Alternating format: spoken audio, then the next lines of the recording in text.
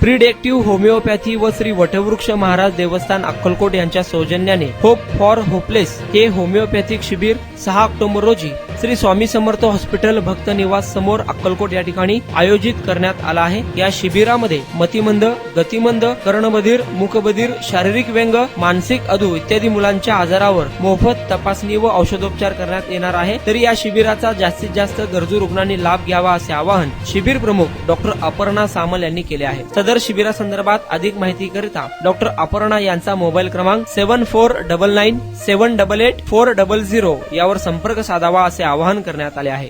येत्या रविवारी श्री स्वामी समर्थ हॉस्पिटल भक्तनिवास समोर आयोजित करण्यात आले आहे।